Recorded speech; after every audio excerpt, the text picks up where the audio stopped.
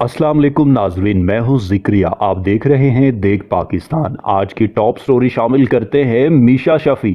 मीशा शफी पहली अमरीकी फिल्म में हसन महनाज के साथ कास्ट हो गई हैं।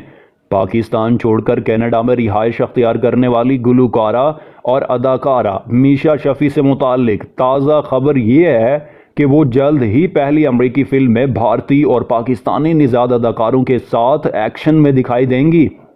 मीशा शफी माजी में चंद पाकिस्तानी फिल्मों समेत बॉलीवुड मंसूबों में भी अदाकारी के जौहर दिखा चुकी हैं, जबकि वो छोटी स्क्रीन पर भी गुलकारी के अलावा जलवे बिखेर चुकी हैं। वो गुज़श्ता चंद साल से कनाडा में उनके हवाले से ताज़ा खबर आई है कि उन्हें पाकिस्तानी ख़ानदान पर बनाई जाने वाली अमरीकी फिल्म मॉस्टेज यानी मूछे में काम करते दिखाई देंगी। 24 वेबसाइट डेडलाइन ने बताया कि मीशा शफी जल्द ही पाकिस्तानी लड़के और उसके ख़ानदान पर बनाई जाने वाली फिल्म में मरकजी किरदार में दिखाई देंगी।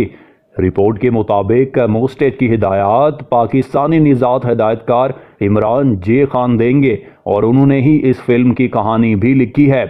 फिल्म में रिजवान मांझी और उनकी बेटी अयान मांझी समेत अथरा वर्मा, एलिशिया स्लोरास्टोन, भारतीय निजाद अमरीकी अदाकार हसन महनाज और गुलकारा मीशा शफी मरकजी किरदारों में दिखाई देंगे। फिल्म में मीशा शफी मरकजी किरदार यानी एक 13 साला पाकिस्तानी लड़के की वालदा का किरदार अदा करते दिखाई देंगी, जबकि रिजवान मांझी लड़के के वालिद का किरदार अदा करते दिखाई देंगे।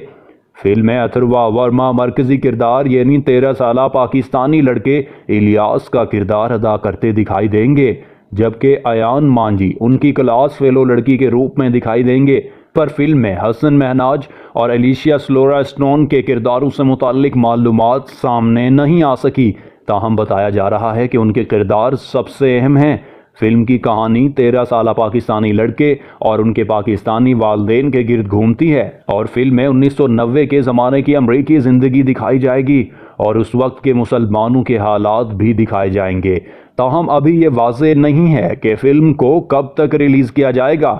मुमकिना तौर पर इसे आइंदा साल के आखिर तक किसी OTT प्लेटफॉर्म पर रिलीज़ किया जाएगा, लेकिन इस हवाले से कुछ भी कहना कबल अज़ वक्त है।